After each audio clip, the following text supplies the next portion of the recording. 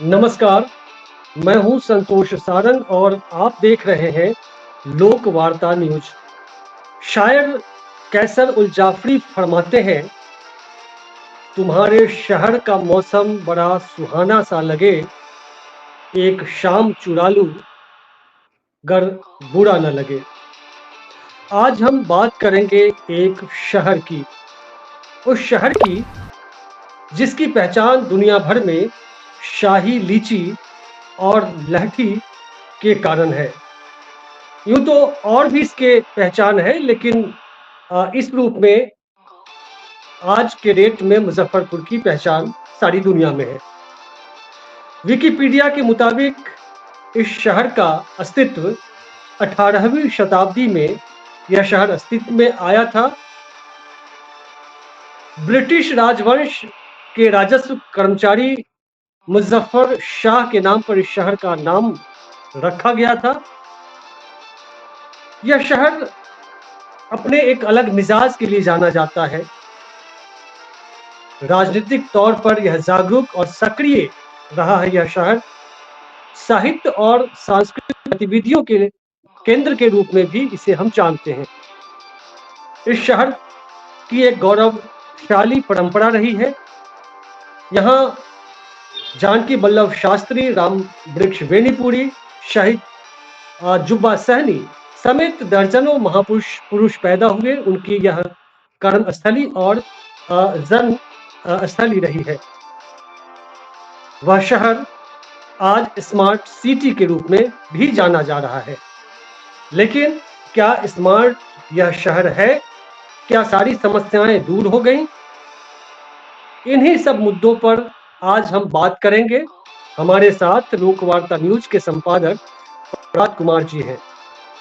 तो चलिए मुजफ्फरपुर शहर पर एक नजर डालते हैं। क्या वाकई यह शहर स्मार्ट सिटी बन गया है? प्रभात जी, बस इसी सवाल से हम अपनी बात की शुरुआत करते हैं। आप तो स्मार्ट दिख रहे हैं, मैं भी थोड़ा थोड़ा स्मार्ट दिख रहा हूँ, लेकिन क्या यह मुजफ्फरपुर शहर स्मार्ट सिटी बन गया है?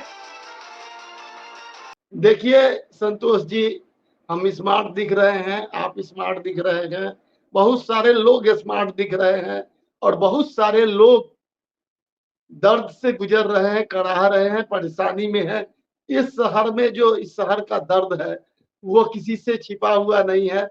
भले ही आज मुजफ्फरपुर की स्थिति उस दिए की तरह है जिसके नीचे अंधेरा होता है, और इस दर्द की हालत भी कुछ उस अंधेरे जैसी ही है।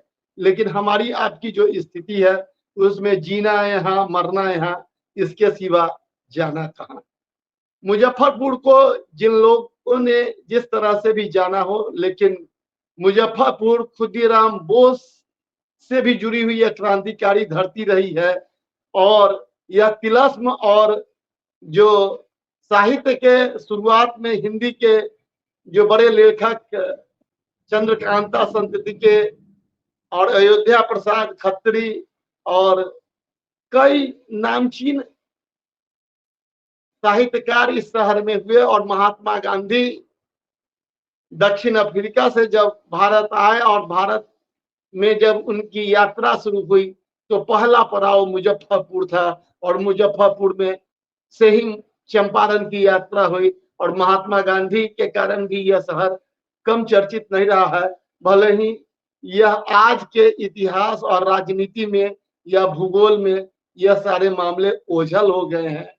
यह शहर राजेंद्र बाबू के कारण जाना जाता रहा है, जिनकी प्रतिभा और जिनकी विद्वता और जिनकी ईमानदारी और सादगी का भी अपना इतिहास रहा है।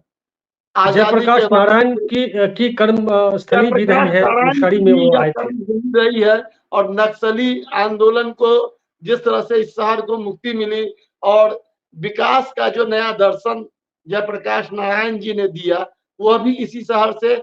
और एक बात आपको यह भी कह दें कि जो 1975 का आंदोलन था, उसके पहले जयप्रकाश नारायण इसी शहर में रहते थे। इसी शहर में खादी का भी बड़ा आंदोलन हुआ। ध्वजा प्रसाद साहू भी इसी शहर के थे। बहुत सारे लोग थे, बहुत सारे, जिनको कई ऐसे नाम, कई ऐसे लोग हैं जिनको इतिहास ने भुला दिया और जो वर्तमान राजनेताओं ने उनको कहीं ना कहीं दफन कर दिया है, उसके ऊपर अपनी इमारत खड़ा कर ली है। प्रभात जी, और जिन लोगों यह के नाम से यह स्थल तिरहुत बना का एक चुका है क्षेत्र रहा है। और प्रभात जी, एक मिनट, तिरहुत का यह क्षेत्र रहा है। वैशाली और सीतामढ़ी, मुजफ्फरपुर सब एक ही जिला था। और दुनिया में लोकतंत्र का जो उदय कहते हैं कि वैशाली से हुआ है। वो वैशाली जहां महावीर और गौतम बुद्ध को लेकर के पूरी दुनिया में जाना जाता है, यह इलाका वो मुजफ्फरपुर का ही है अंग। जी जी, चूंकि स्मार्ट सिटी की बात और हम यहाँ के लोगों के दुख दर्द से जुड़ना चाहते हैं, हम इतिहास में बहुत नहीं जाकर, आप सही कह रहे हैं, हम लोग इतिहास के मुजफ्फरपुर के इतिहास पर एक विशेष चर्चा कर सकते हैं। और जॉर्ज फर्नांडिस को अगर आप याद नहीं करेंगे इस शहर को लेकर, तो वह भी एक बड़ी बेईमानी होगी। आज तो हालत यह है कि जॉर्ज के भी कब्र पर बड़ी बड़ी इमारतें खड़ी हो गई है। इस शहर ने कई राजनेताओं ने और कई लोगों ने भुला दिया है, लेकिन अभी भी बहुत सारे इस लोग उनको जानने वाले हैं। और जो भी आज इस शहर में कुछ बड़ी उपलब्धि दिख रही है, वह कांटी का थर्मल पावर हो, आईडीपीएल रहा हो, या बेला का जो औद्योगिक प्रांगण है, और मुजफ्फरपुर का जो आदर्श स्टेशन था, और कई भी चीजें जो इस दूरदर्शन शहर के केंद्र। आसपास और पूरे बिहार में है, उसमें जॉर्ज साहब को नहीं भुलाया जा सकता है। बेचारे अकलियत माने अल्पसंख्यक समाज से थे। आज जो राजनीति जिस तरह से हो रही है, जिन समाज की हो रही है, जिस संप्रदाय की हो रही है, उसमें जॉर्ज को लोग भुला दिया। लेकिन एनडीए के वो कन्वेनर थे और वही उनके कारण ही आज यह सत्ता बनी है। लेकिन इन बातों से इधर मैं ये कहना चाहता हूं कि मुजफ्फरपुर को कुछ राजनेताओं, अधिकारियों और कुछ लोगों ने, और खासकर व्यापारी वर्ग ने, एक कुवैत की तरह यहाँ पर तेल का कुआं बना दिया है कि जिससे तेल निकाल के और उसका व्यापार करना है। यहाँ का पैसा लेकर लोग दूसरे शहरों में जा रहे हैं, अपने बाल बच्चों और भविष्य को संवार रहे हैं। इसमें जो हमारा व्यापारी तबका है वह भी है, जो राजनीति के राजनेता हैं, बड़े बड़े राजनेता हैं, देखिए कि उनका मॉल कहाँ बन रहा है, उनका उनका जो बड़ा इन्वेस्टमेंट हो रहा है किस शहर में हो रहा है।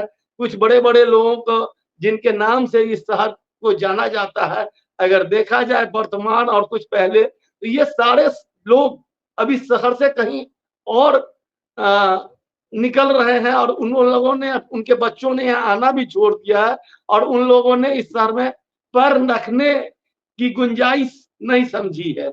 और उनका इसी तरह से जब हम यहाँ के सबसे बड़े व्यापारी की मंडी में जाते हैं सूतापट्टी में, तो सूतापट्टी के लोग जो इसी शहर से धन कमाते हैं, यही व्यापार करके इस उन्नति को पाए हैं। लेकिन उन्होंने, किसी ने सूरत में कारखाना लगाया है, किसी ने अहमदाबाद में लगाया है, किसी ने जयपुर में लगाया है, बाहर बाहर जा रहे हैं। और उनको इस शहर से मोह सिर्फ पैसा कमाने का है, वो इस शहर को लेकर नहीं है। और वह भी इस व्यवस्था को, मुजफ्फरपुर को किसी न किसी तरह से मैंने रसातल में मिलाने में जुड़े हुए हैं। और उनका भी जो अधिकारियों से सिंडिकेट है, जो उनका राजनेताओं से सिंडिकेट है, अगर इसकी कोई अगर जांच कर ले तो सारा भ्रष्टाचार इस शहर का सामने।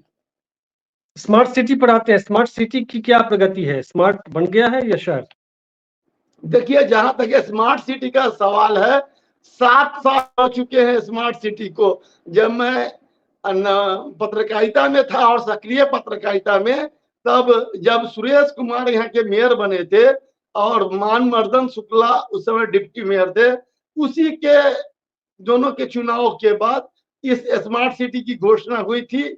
और उस समय यहाँ के नगर विकास मंत्री सुरेश शर्मा महज विधायक थे, और उस समय इसका चयन हुआ था। और इसके लिए यहाँ के एक नगर आयुक्त थे हिमांशु शर्मा, उनको योगदान जाता है। उन्होंने काफी मेहनत की थी, बाद के लोगों ने भी उसको जिस तरह से उसमें काम किया, और उसके कारण इसका चयन हुआ। लेकिन जिस तरह से भी चयन हुआ यह स्वागत योग्य है।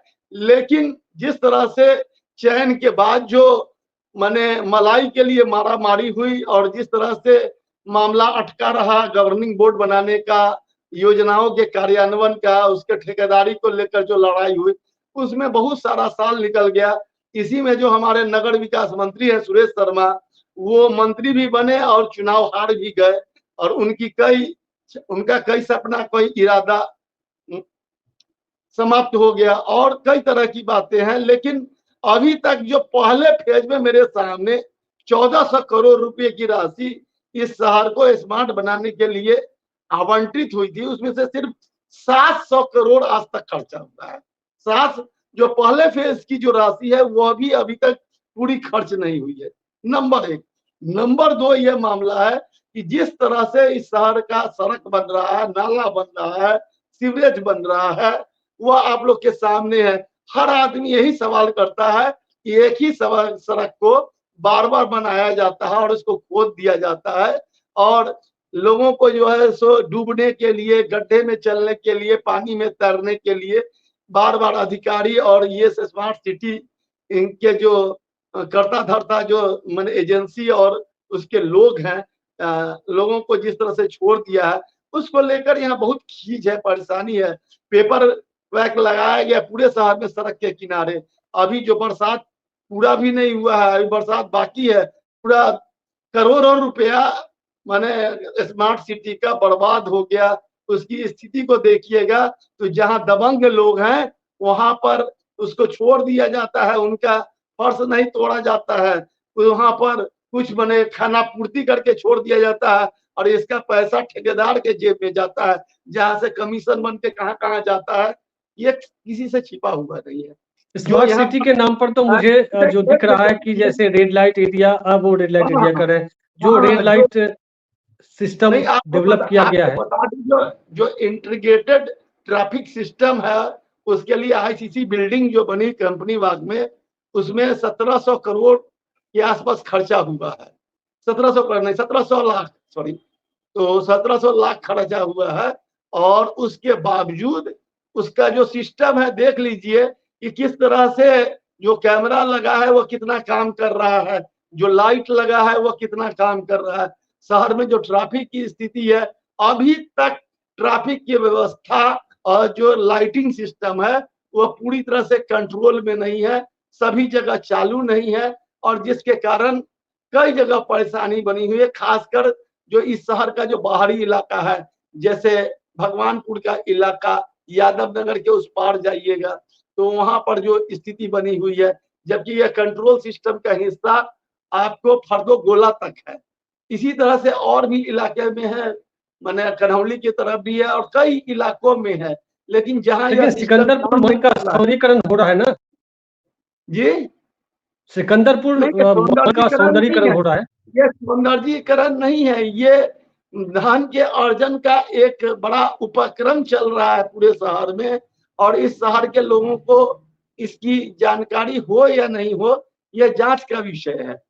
आपको बता दें कि जो मुजफ्फरपुर में जो पार्क बना, Jubba Sahni park, city park, Indira Gandhi park, उसको अगर आप जाकर देख लें तो उस पर जो करोड़ों करोड़ रुपए खर्च हुए हैं वो किसके जेब में गया है, और वहां सौंदर्यीकरण के नाम पर क्या हुआ है, इसको भी आप सोच सकते हैं, देख सकते हैं, समझ सकते हैं।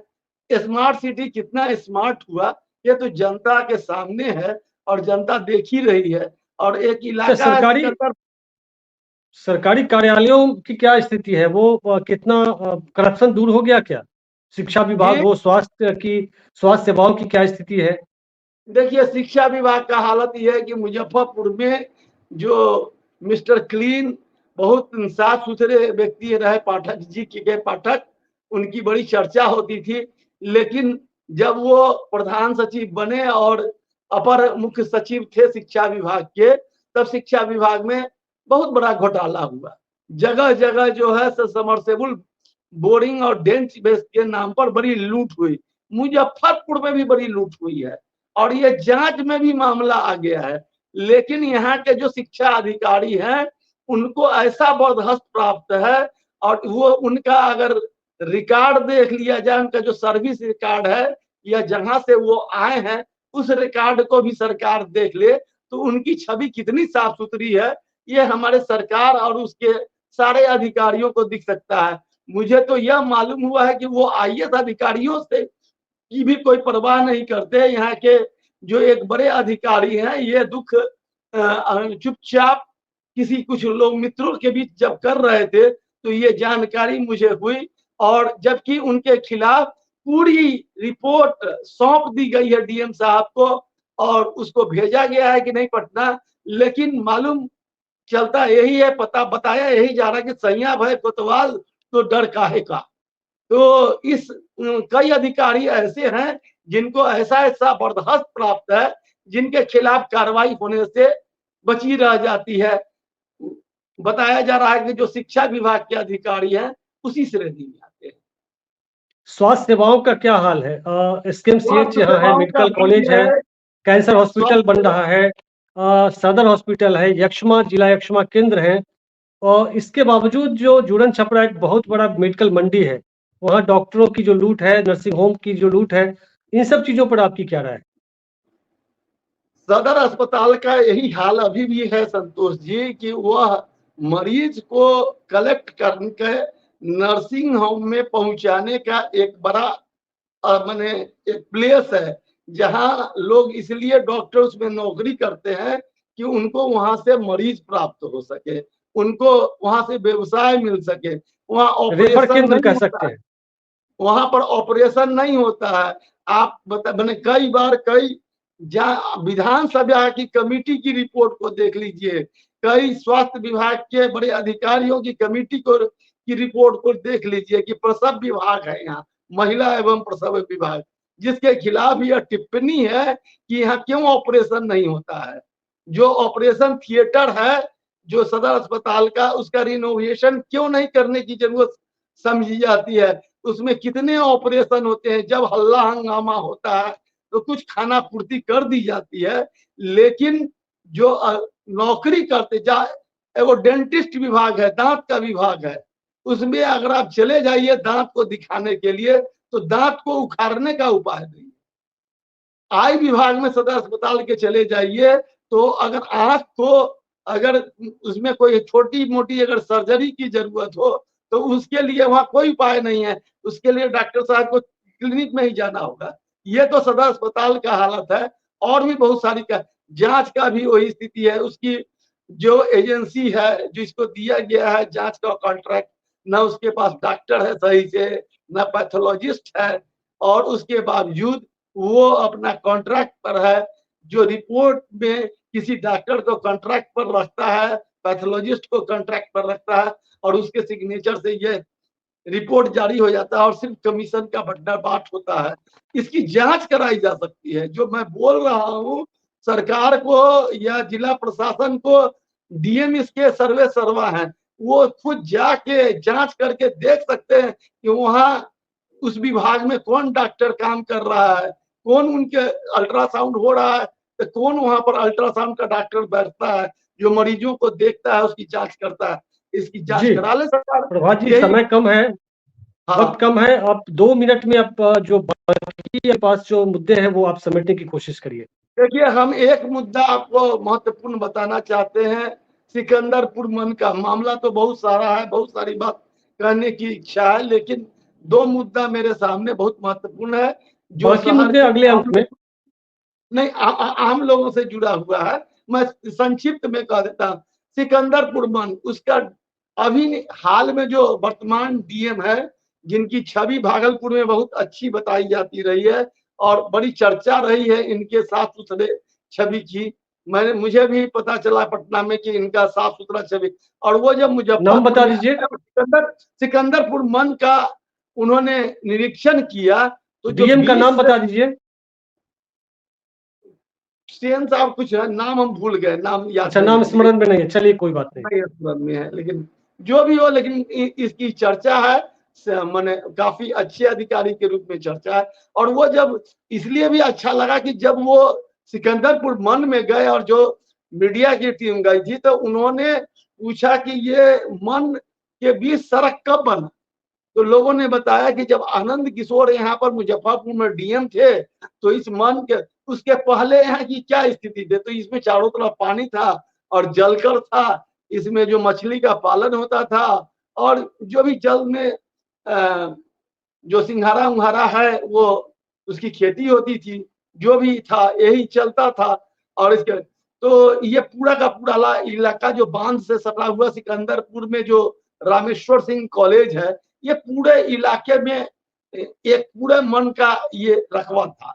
लेकिन वो जब सड़क बनी, और सड़क इसलिए बनी कि कंपनी बाग के रोड पर बहुत, जो ब्रह्मपुरा से कंपनी बाग लक्ष्मी चौक का सड़क था, उस पर बहुत दबाव बढ़ गया था, एक वैकल्पिक रोड की जरूरत थी, उसी को देख के। लेकिन वो एक मंत्री जो बिहार सरकार के ही और सत्तारूढ़ दल के ही सांसद उसको बहुत दिनों तक रोक के रखे, जिसके कारण उस निर्माण के बावजूद सालों साल वो रोड जारी नहीं हुआ। आज भी उसका मुहाना जाम है, अभी भी उसको केस मुकदमा में पड़ा हुआ है। लेकिन जो भी हो, लेकिन उस सिकंदरपुर के मन के बारे में उन्होंने पूछा कि एक तरफ का हिस्सा अब पानी है, दूसरे तरफ इतना मकान और इतने मॉल और इतने अपार्टमेंट कैसे बन गए? अगर ये सरकारी जमीन है तो इस पर इसका निर्माण कैसे हुआ? आपको बता दें संतोष जी कि एक तरफ झुग्गी झोपड़ी है, निश्चित तौर पर वो अवैध है, वो माने गरीब लोग हैं, सरकारी जमीन में बसे हुए हैं, उनको कहीं बसाने की उपाय होनी चाहिए। उनको बार बार उजाड़ने के लिए अभियान चलाया जाता है। स्मार्ट सिटी के नाम पर भी जो वहाँ सौंदर्यीकरण हो रहा है सिकंदरपुर मन का, उसमें कई बार वहां पर गाड़ियां चली और बुलडोजर चला और कई तरह की बातें हुई। लेकिन दूसरे तरफ जो हिस्सा है जिसमें भारत सरकार के मंत्री भी एक अपार्टमेंट में रहते हैं, कई बड़े बड़े अधिकारी उसमें जमीन खरीद के मकान दुकान अपार्टमेंट बना लिए हैं, कई व्यवसायी लोग उसमें बड़ा बड़ा कारोबार कर रहे हैं। लेकिन उस तरफ सरकार झांकती नहीं है, जो गरीबों गुरबा का जो झुग्गी झोपड़ी है उसी तरफ सरकार का ध्यान जाता है। तो ये विसंगति मुजफ्फरपुर की है, जिसको जानने की जरूरत है। और यही कारण है कि इसके कारण इस शहर के लोगों को दर्द है और सत्तारूढ़ दल से दर्द है, उसको लेकर नाराजगी, और खासकर जो बिहार के मुख्यमंत्री हैं उनकी नाराजगी है। और यही कारण है कि मुजफ्फरपुर में उनकी पार्टी एक सीट पर पहुंच गई। जी, स्मार्ट सिटी अभी अपने लक्ष्य से काफी दूर है, दूर ही बोलेंगे, क्योंकि जो लक्ष्य है, जो उसकी समय सीमा है, उस हिसाब से अभी प्रगति होती हुई दिख नहीं रही है। और बहुत सारी समस्याएं हैं जिस पर अभी घंटों बात हो सकती है। हम बाकी मुजफ्फरपुर के जो और समस्याएं हैं, अलग अलग विभागों में जो करप्शन है, उन तमाम मुद्दों पर हम आगे कोशिश करेंगे कि अगले अंक में, अगले एपिसोड में आगे हम बात करेंगे। समय की कमी है प्रभात जी, अगर बहुत महत्वपूर्ण बात हो तो आप ऐड कर दीजिए। दो शब्द खाली मैं बोलना चाहता हूं कि जो ट्रैफिक सिस्टम है, कम से कम कुछ चौराहों पर जिस तरह से अराजकता है और जिस तरह से यहाँ पॉल्यूशन की समस्या है, माने नॉइज पॉल्यूशन और वायु पॉल्यूशन, कम से कम जो वर्तमान डीएम या अधिकारी हैं, कम से कम लोगों के जान माल की रक्षा के लिए इस जिले में इसको कड़ाई से पालन किया जाए, ये मेरी अपील है, गुजारिश है, ताकि कम से कम लोग स्वस्थ रहें, सानंद रहें। जिस तरह से अभी सावन का महीना चल रहा है और जिस तरह से साउंड पॉल्यूशन का यहाँ स्थिति बनी हुई है, इसी तरह से मुहर्रम में भी बना हुआ था। तो जो स्थिति है, जो कमजोर हृदय के लोग हैं, जो जिनको हृदय की बीमारी है, उनको बड़ी परेशानी होती है। जी, प्रदूषण की बात की, जब स्मार्ट सिटी बनना शुरू हुआ तो शहर के सारे पेड़ काट दिए गए, लेकिन प्लानिंग कोई ऐसी नहीं हुई कि सड़क के बीचों बीच पौधे लगाए जाएं। तो यह शहर प्रदूषण के कारण भी काफी दम घोंटता रहा है। तो इस एपिसोड में बस इतना ही। लेकिन जाने के पहले मैं आपसे अपील करूंगा, यदि आप मेरे चैनल वर्णिका हिंदी को भी अगर देखना चाहते हैं तो स्वागत है। हम आग्रह करेंगे कि वर्णिका हिंदी पर भी जाएं और वहां विचार, समाचार और विश्लेषण देखें। तो फिलहाल लोक वार्ता न्यूज में इतना ही। मिलते हैं अगले अंक में, तब तक के लिए नमस्कार, शुक्रिया।